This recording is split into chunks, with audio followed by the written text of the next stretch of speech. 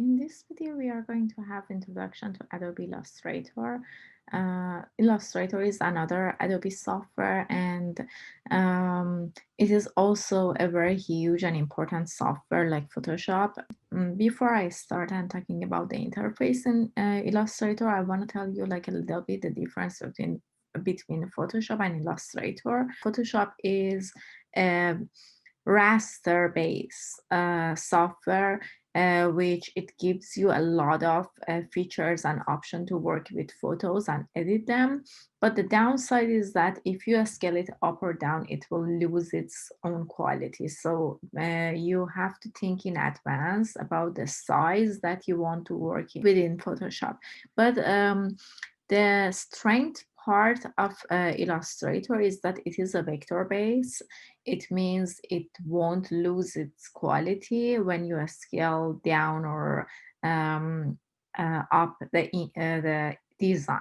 But you need to make sure that Illustrator is not great with photos and like a lot of like filters and functions that you work with in Photoshop.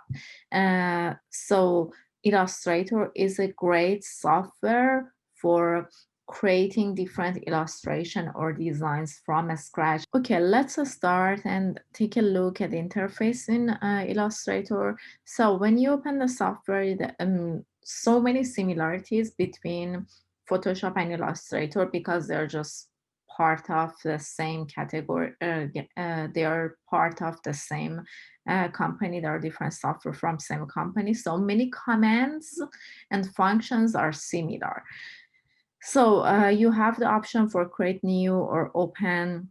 We are going to like create a letter size document, and it is good to know the document or the canvas working area. It is called artboard in Illustrator, but that's the same like similar concept like the document working area in Photoshop. When you open the software, you might see a different interface based on the previous workspace that you choose before. So if you see it similar to me, this is Essential Classic. If you don't see it, maybe yours opens up with the Essential workspace. So as you can see, when I change the different workspace, you will get different tools and panels.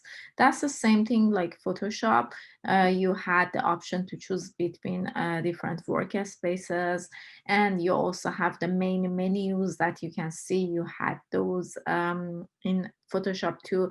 And we talked about, for example, if you're looking for a specific window or panel in Photoshop, you go to the window and choose the one that you want. That's the same thing in Illustrator. So let's go back to I am comfortable to work with Essential Classic, but it's totally up to you which one you feel more comfortable.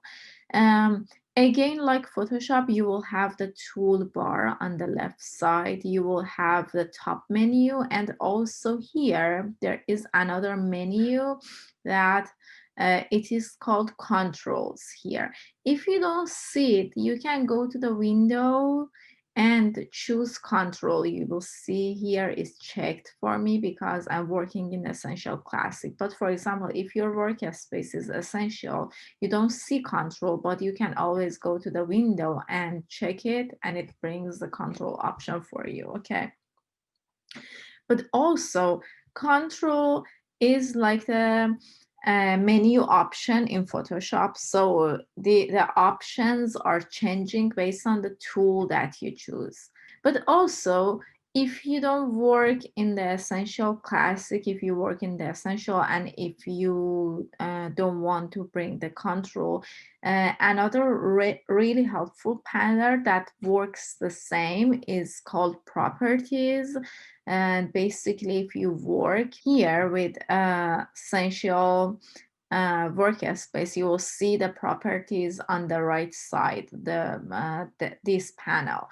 Also, layer panel. This is something similar to Photoshop. You can, on the bottom of the layer panel, you have different toggles that you can create new layer, create new sub layer, and make or release clipping masks. So take a look at these options to when you work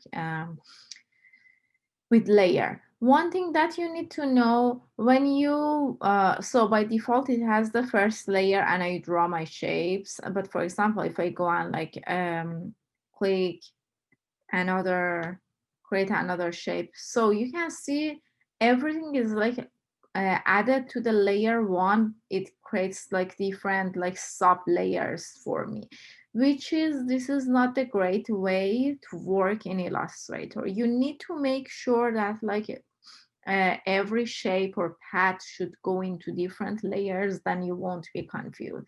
So what I do, I'm gonna get rid of this, the second layer. And here, what you need to do, your artboard is basically a white document and it won't show like in the print or anything. So you need to make sure if you create something, you need to create a background for the artboard. So I'm gonna like create a, I'm gonna change the size of this rectangle that I created, and we will go to these different tools and I will explain to you all the details. But for now, we are talking about the layers. So here I can click and again change the color. For example, I make it white. So right now, this white rectangle is different from the document artboard that I have. Okay. So think about artboard like your working space. So right now I have a white rectangle as a background, and what I do here, it has the toggle between the eyeball and also the layer that I created. I can lock it. So I'm gonna lock this layer. I can't do anything, but right now I have the background. And if you think you will be confused, I'm gonna change the color to make sure that this is not a document artboard that I actually have. So here I like the layer and I'm gonna create with this plus sign, create a new layer. And for example, if I want to add a shape, I will do it in a new layer. And it creates that shape for me with the last color that it was chosen. Okay, I chose that gray color, so that's the reason. It is there, but that's the same color with the background color I have, and I don't see it. For example, I go and like change its color, and now I have two different layers. And if I want to add different shapes, it's better to have in a separate layer. So don't just add on top of the same layer. Okay. But for example, it happens a lot that sometimes you don't think about it and you just like create your shape and later you remember that, okay, it's like on the same layer and this is not part of the same design. So you want to keep it in different layers. What I do, I can just like go with the selection tool, select it, do, for example, Command X or Control X. Basically, I cut it and I'm gonna create a new layer. And with Control V, I paste it. So I created a new layer. I select, make sure that I select that layer. It when I create it, it automatically select that layer. And now I paste it. So these are in different layers, as you can see. So you need to be really organized in Illustrator, otherwise you will be confused and so many tasks you want to do that you are not able to do. For example, clipping mask or other commands, which we will talk about it later. So make sure that you're organized. You always create a background, not rely on the artboard, the default document. So you add a background layer. In this case, this is the gray rectangle that I added. I lock it because I don't want to select it accidentally. And then I will add layers on top of the background and add the shapes.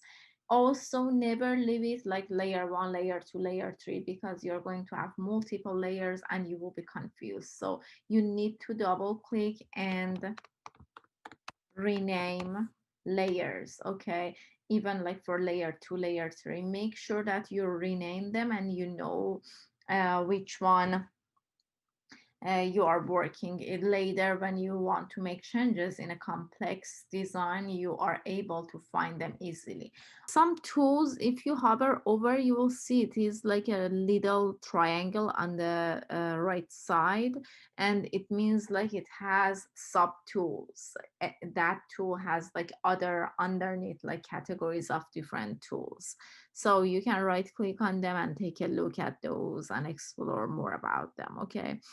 um, so these are the main aspect of the interface, similar to Photoshop somehow, and also there are some basic interactions that's similar to Photoshop. For example, copies, Command C or Control C and Control V. Or if you remember in Photoshop, you click and select the shape that you want, and if you hold the Alt and drag your shape and release your mouse while you holding the Alt, you will have a copy or duplicate of the layer that you selected. Okay, and this is the same concept.